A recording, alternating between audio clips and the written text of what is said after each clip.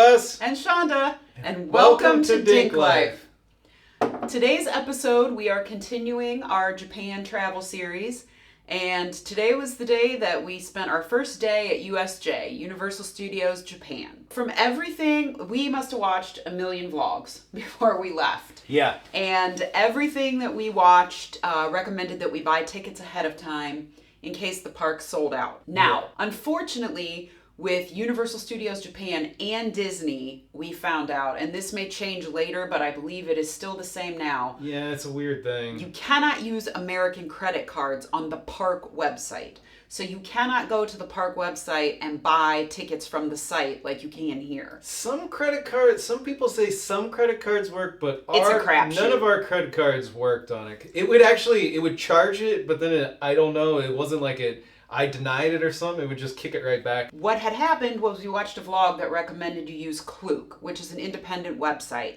And it's great. It actually worked out perfectly. And I used it for the Fuji-Q trip too, my bus tour. So we went to Klook and we bought 2-day passes off of Klook's website. I think it's $110 for a 2-day pass or something like that. Okay. Now, everything we watched also said you really can make it through Universal in one day. Our friend that lived there said the same thing. But I have to tell you, I am glad that we bought 2-day tickets because honestly, with Nintendo World, and as you will probably hear us say a million times over the next 2 videos, it was so busy you could barely move in there. Yeah, it was the craziest. Like, Orlando's crowds are nothing compared to what happens inside this place. That was insane. Yeah. So some of the most people I've ever seen in an amusement park. You can also buy express passes on Klook. And their express passes over there are completely different than they are over here. And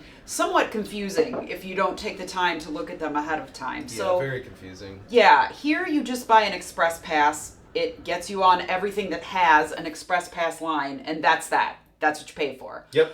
Over there, they've got all kinds of combinations of different things. So they've got an express pass that has 4 rides, one that has 7, one that has 10. But they've got like 3 that have 4 rides, and it's a different mix of 4. They've got like 3 that have 7 rides, and it's a different mix of, and they're all priced differently depending on the level of the ride. Yeah. So if you're getting like a Nintendo World and Harry Potter one, it's way more expensive than if you're riding like Jaws. I did look at express passes on Klook before we left. They didn't have any available for the day that we were going, and I don't know why. For some reason, I didn't think anything of that. I just was like, oh, well, Klook must have sold out of their inventory of them. So we'll just get some at the front gate. No bueno. No. They were completely sold out of express passes. Yeah, and you actually can't even buy them in person on the gate. The lady will tell you to go back to the website to buy them. Right, which I tried to do. They were sold out, completely sold out. So I strongly suggest if you want express passes, buy them the minute that you buy your tickets. Yeah, because I have to say, if you don't have those, you're not going to get very much done in those parks. No, and in fact, we didn't. Yeah, we hardly got anything done.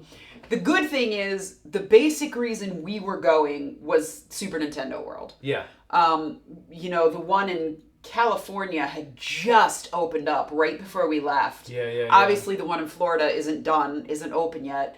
So that was pretty much the reason that we were going. We had also been told that the front gate opened 30 minutes to an hour before the actual posted park opening. Yep. It just depended on the day when they would let you in early, but it was suggested that you queue up at least an hour before the park opened, which was 9 o'clock. We made sure we were at that gate at 8 a.m. And I mean to tell you, there were already hundreds and thousands of people lined up. I think there were people lining up at 6 a.m. Yeah, I went out a couple days later at 6 to ship our luggage, and people at 6 a.m.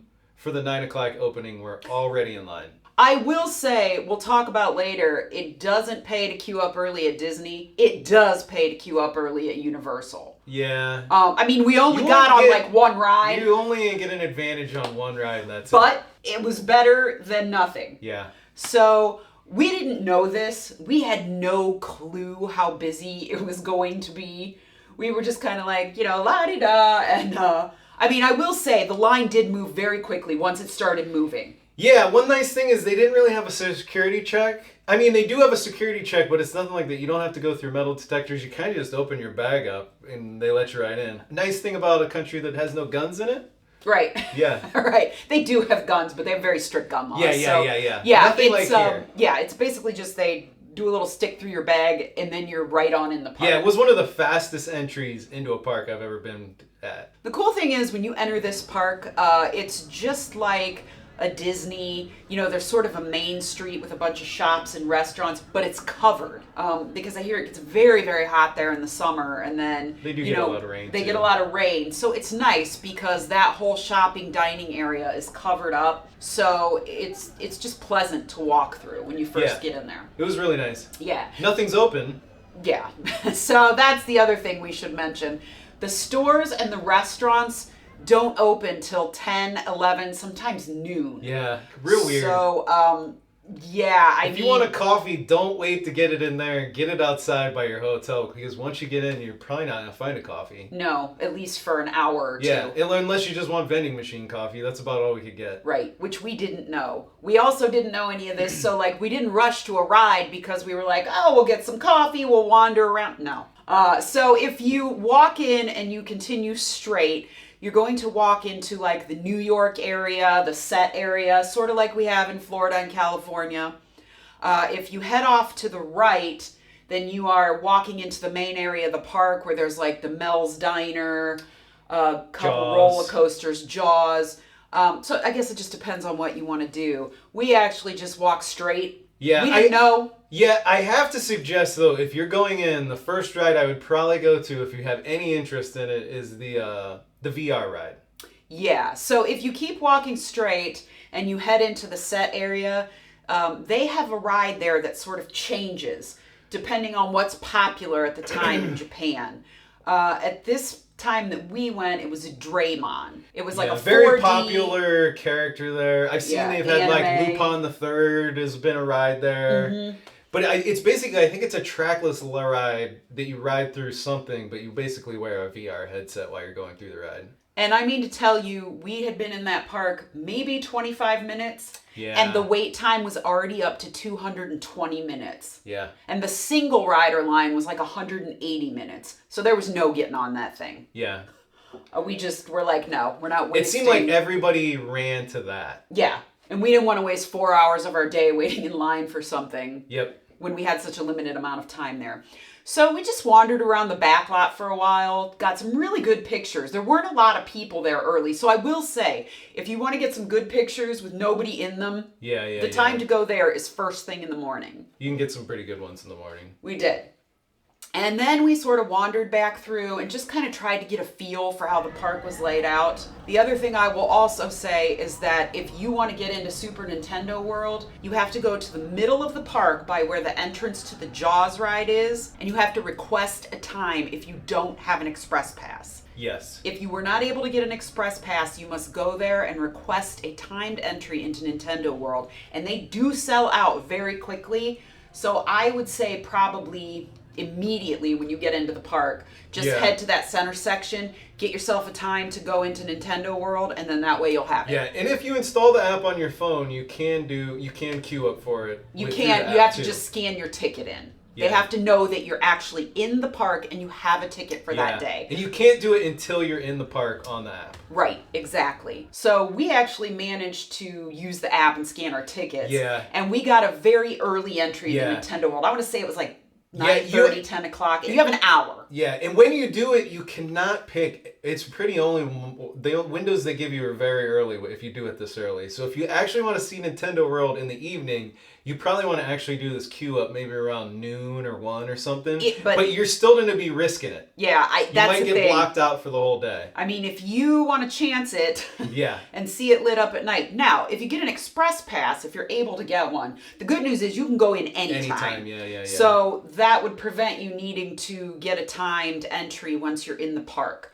But like I said, we were not able to get an express pass, so we had to queue up for that. So our time was pretty early. I think we only had like an hour to spend just wandering around. Yeah, we had about an hour to waste. Yeah, and your timed entry, you have a window, like an hour window. So you can go, say, between like 9:30 and 10:30. So we went pretty early. It was about 10, I think we were 10:30 or something. At the entrance of Nintendo World at about 10:30. Yeah.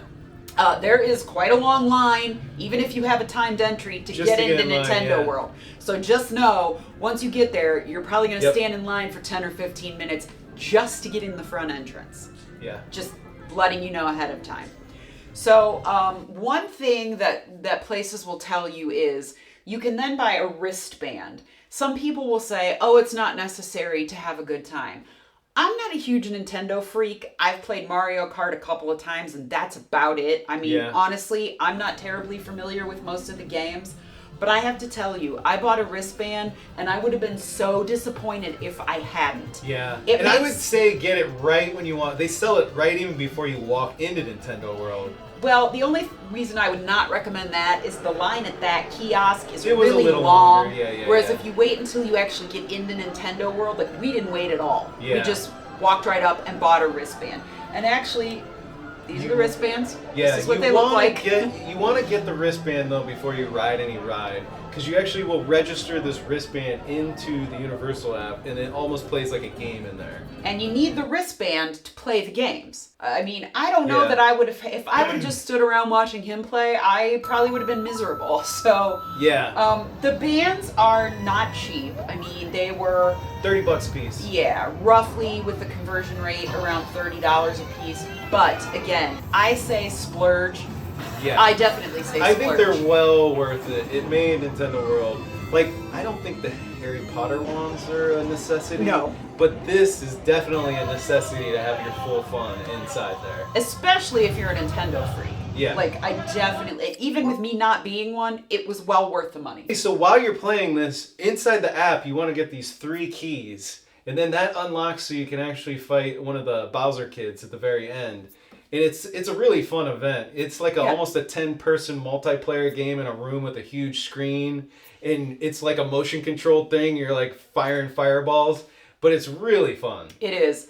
And we probably spent 4 hours in there, I would say. Yeah, we spent 4 hours in Nintendo World total. Me, not a Nintendo person. So I would say, even if you think you won't enjoy yourself, give it a try. Because I thoroughly enjoyed it. It was the best thing we did there at USJ. So absolutely spend the money on it. So the thing about Nintendo World, it's beautiful. There are a lot of things to look at. Colors. So much stuff moving. I mean, it's stunning.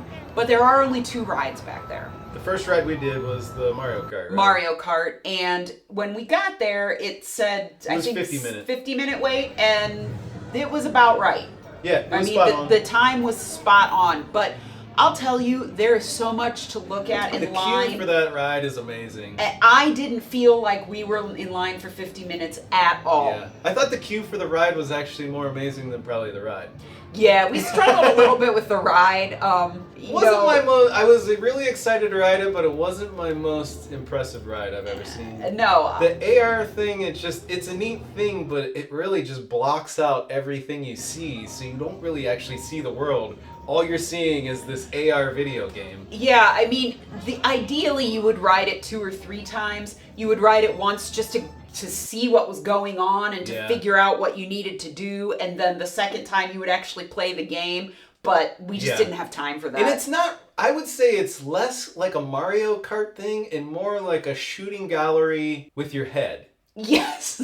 You basically, you see a car or a Mario Kart guy here, you aim your head in that direction, and you push the button and it shoots a shell at him. And then that's pretty much all you do is move your head around. But it's your head movement. It has nothing to do with the actual controls in front of you. And every once in a while you'll see an arrow left or right at the bottom of the screen. All you do is just turn the wheel in that direction and it counts as a score. Doesn't do anything else. Yeah, it wasn't as impressive as I was expecting it to be. Yeah. But it's worth it just to wait in line. Yeah. I mean, if the line wasn't long, I would ride it again. But yeah, it was... By the time we got out, the line was up past an hour. Yeah. And we still had to ride Yoshi's Adventure. So Yeah. the line for that, I think, It said was 45 minutes. Yeah. And man, that was every bit of 45 minutes. And that line is painfully slow. Yeah, it moves really slow. It does not move at all. So I recommend doing it early in the day because if your back or your feet hurt by the time you get in line for that, oof. But man, the ride is so cute. It's a super cute ride. Not a very long ride. No. It has a game factor to it too. You basically like look for, there's a colored egg and you have 3 colored eggs on your little screen on your car. And basically when you see that colored egg, you hit the button and it registers it. You want to get all 3 eggs and it will give you credit in the app. Right. Again, you need your band to be able to participate in that and get the score from it. Yeah. So after that, we walked around for a little bit. There's a huge Nintendo store in Nintendo World. Any possible thing you could imagine. Yeah, and if you find something in there, buy it, because you can't find it outside of there, really. I wanted to get a t-shirt, and they didn't have it in Citywalk. They didn't have it in any other store outside it. We had to queue up the second day just to go in so I could buy my t-shirt. Right. So just, if you don't want to spend more than 1 day in Nintendo World, get your merch while you're in there. Because there is nowhere else to get it. Yeah. Then it was getting to be around lunchtime and we were hungry. Now there is a restaurant in Nintendo World and we wanted to eat at it. Unfortunately, it was so busy. You have to get in line to get a time ticket just to get in the restaurant. Yeah. And the time ticket was like an hour and a half later. And if we would have known that, we probably would have done it before we rode on the Mario Kart ride or another ride. Because then when we came off, we could have just ate afterwards. But even after you do that, you get into a line inside the place to get up to the counter service, and that line I couldn't like get in to actually look, but it looked like it was an insane long line once you got in. Yeah, so we actually just ended up snacking there. We had like a little bun, and it sort of had like a spaghetti in it. Yeah, it was like a calzone. Yeah, like spaghetti and marinara, but it actually had noodles, like spaghetti noodles and marinara sauce and some meat inside a little turtle shell. It was adorable. Yeah. And a little soda. Now again, nothing was terribly expensive food-wise here. You know, it's fine. I think we spent $4 or $5 a piece on that little snack. And then we walked around some more. We played some more of the games. You know, there's bricks you can hit with your wristband.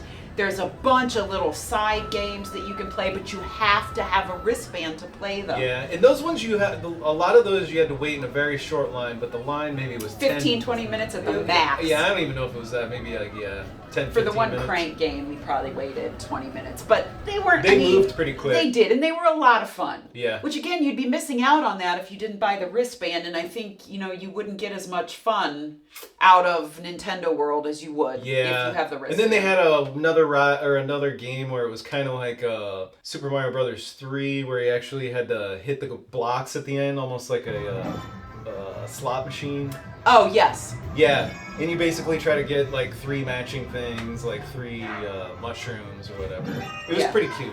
So we had a lot of fun in there, and we spent a very good portion of our first day in Nintendo World. Yeah. When we left Nintendo World, we were right near Harry Potter, so we decided to just kind of like trek over there. We knew we probably didn't need to spend a lot of time in there because honestly, we've seen the one in Florida is so good. Yeah. It's the best one out of all the ones we've been to. The other ones don't even compare. No, I have to say the one here, the castle placement was probably the best. It looked really good. But we literally walked into Harry Potter World, saw the line for the butterbeer, which was really the only reason I went in there, and then turned right back around and walked out. It was so busy, you couldn't even move back there. And the lines were just atrocious. So because we've been to the one in Florida numerous times, we've been to the one in California, we just were kind of like, we need to see what else there is to do here that we can't do at home. So we walked out of there, basically, and then headed into Jurassic Park. And we kind of just walked around there. All of that stuff was extremely busy too. They have a roller coaster there, but we didn't get to ride it. No, again, it was like a 180-minute wait. Yeah. Now, they do have the river adventure like they have in Orlando, the big boat ride. Yeah. Wes did get into the single rider line for that, and I think it was only 25, 30 minutes. It wasn't even that. I think I was on a 15. Yeah. One plus about the single rider line there is every row on that boat is 5. So you're always going to have a bunch of odds because there's hardly ever 5 people in a group. It's always 4 or 2. Yeah. So then we were hungry.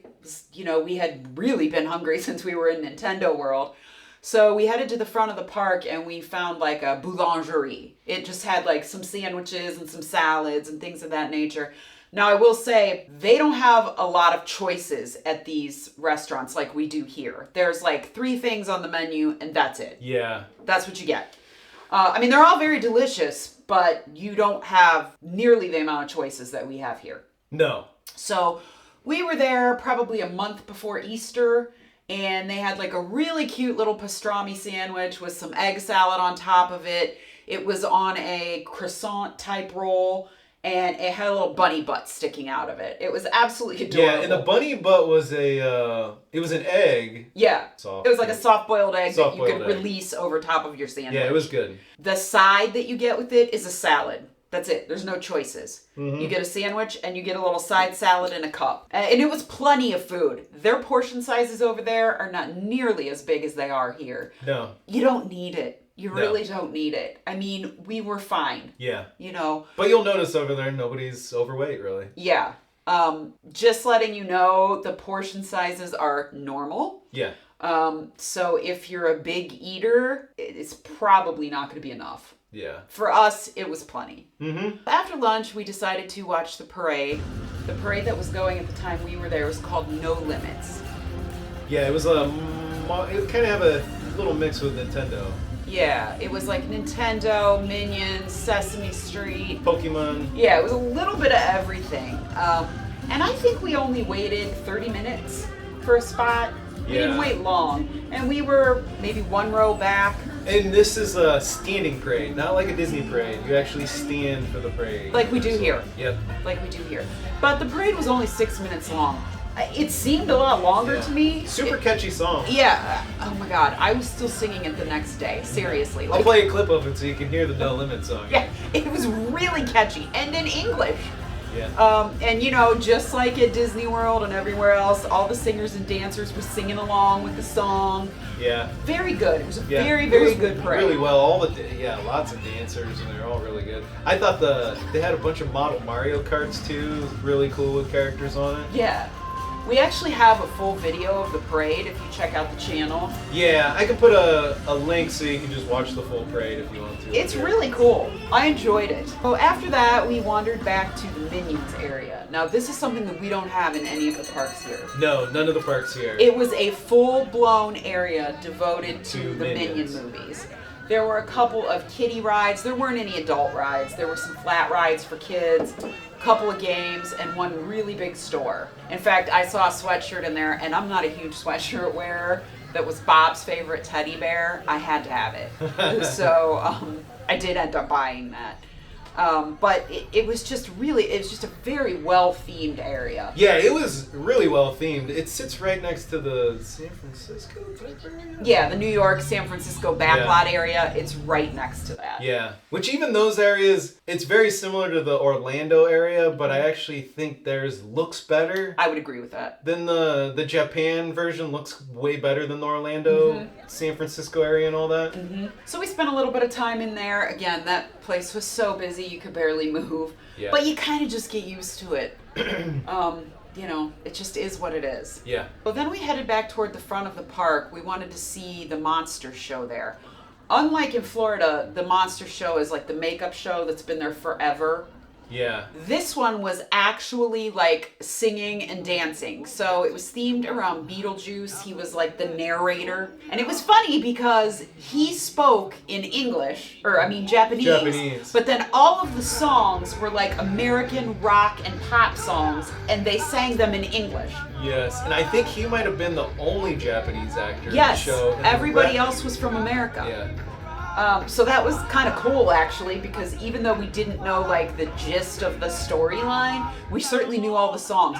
And I will say, audiences there are much calmer than we are, because they sang YMCA, and you know, I'm sitting in my seat doing like this thing, and there was maybe like 4 of us in the whole theater doing that. Everybody else was like looking around. What are they? What are they doing? What are they doing? They sit still. Their clapping is very polite. There's no like woo-hoo! There's none of that. Yeah. It doesn't mean they're not appreciating it. They just don't do like we do here. And that theater was full. Yeah, you want to get to this show probably 40 minutes before it starts, so you won't get a seat. Now, one thing I will say about that, Once they actually let you into the theater to wait outside, it is insanely hot. Like, I almost passed out hot. And I'm a freeze baby. And they pack you in this room. Oh, I thought I was going to pass out. I'm not joking. Yeah, like, it got the sweat really, was pouring really hot. off of me. I had to, like, squat down on the floor, and I'm like, I may not make it. You may have to go without me. Because it was miserable. So, if you are you're an innately hot person to begin with, dress in layers. Yeah, for sure. Definitely dress in layers, because I was absolutely miserable until we got into that theater. Yeah, and even me, I only had a short sleeve shirt on and I had my jacket off and I was burning up in that room. Now, we did have masks on, which made a little bit of difference. Yeah. I think now that the mask mandate is off over there, that might help a little, but I still recommend dressing in layers because it was an inferno in that holding room. Yeah. So after that, we left because I was not feeling great. Yeah, the show was awesome, though. The show was great. Yeah, the show was great. The set was amazing. Yeah, the performers did a great job. I was really feeling bad after we had waited in that holding room for so long, because we were in there for about a half an hour, I would say. Yeah, it was well. And we decided to head out to Citywalk and grab a drink and try to get something to eat. Yeah. So we headed to the Hard Rock because we hadn't been there yet. And we thought, we'll just stop here and get a drink. They did have some really cute merch in the store. And again, their merch and things are quite a bit cheaper than they are here. So if you want a shirt or something, I do recommend getting it. What wasn't cheaper there were the drinks. Yeah, the beers were not cheap at the place. No, I think I had a sangria, and it was like $12 or $13, which for here seems extremely normal. But the same drink, a sangria over at Wolfgang Puck's, was like $6. Yeah. So it was like double the price. We had one drink. And then we headed back to see our favorite bartender at Wolfgang Puck's. Yeah, we went right back to Wolfgang. And again, it's funny. We walked in and asked to be seated at the bar. We were the only people at the bar again. Yeah. We ordered some appetizers. I think we had some got wings and you got some... And I had a dip, like an avocado dip. Yep. Both very inexpensive. Yeah. Very I have to good. say, when you get the wings there, I was expecting to get a few more wings. You just get 3 full wings, which I guess is 6 if you split them up, but... Yeah. They weren't like huge wings. The flavor was really good on them though, but they're definitely not going to fill you up. Yeah, again, the portion sizes there are much smaller than you're used to here. Mm-hmm. So just bear that in mind. But, that for our money, that bar just had a better feel. The bartender's really cool. Yeah. And he worked every night we were there. So it was almost like we knew him by the time we left. We just had a couple of snacks and then went back to the room and chilled out for the rest of the evening because we knew we were going back to Universal the next morning. Yep. Well, that was our first day at Universal Studios. I don't know that it's my favorite. No, it's better than California.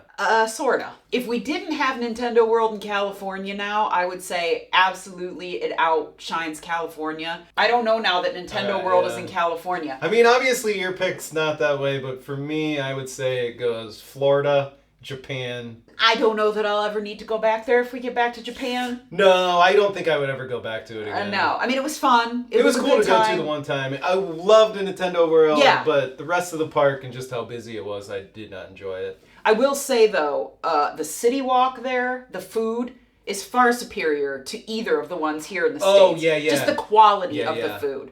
The one in Florida is...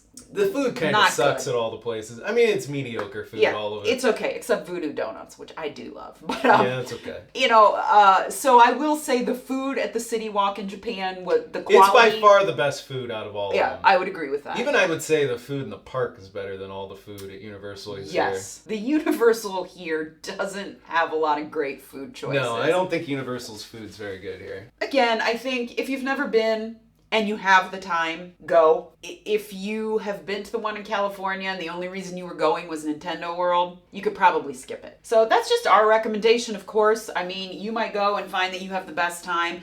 And we also were there at a super busy time, so I think that probably cut into some of our enjoyment because we weren't able to get on a lot of things. Another plus two about their Citywalk there, I would say, is their hotel, at least the hotel we stayed at. It was pretty much... 2-block walk. Oh, it from was the hotel insane. Into the park. No amusement park here in the United States has a hotel that close to an amusement park. And not only that, I mean, if you stay at the Hard Rock and Universal, you're paying $300-400 a night. Now, again, I don't know what this hotel costs normally because we booked ahead of time. But it was their best hotel there. But even if it's $250, it's steps away from the front gate and much less expensive than any hotel you can stay at here and be close to property. Yeah. So just bear that in mind. If you do decide to go ahead and splurge on the hotel at the front gate because it is totally worth it. Yeah. And another plus is the park tickets there. Way cheaper than any park tickets here. Yes. United States park admission prices are ridiculous. And in fact, I mean, that hotel was so inexpensive that, we took a couple of day trips from there and just stayed at that hotel the entire time because of the cost. Yeah. It just seems silly to switch hotels when we were so centrally located. Yeah. And for such a good price. Yep. So that's just something to keep in mind. Because like I said, it only takes 20-25 minutes to get from that hotel back to the main hub where all the bullet trains are. Right. And you can pretty much get to anywhere around Japan pretty quick from that point. From Osaka. Yeah, definitely. Again, just our recommendations, our experience with USJ. But again, as always, whatever you decide to do, just get out there and do it.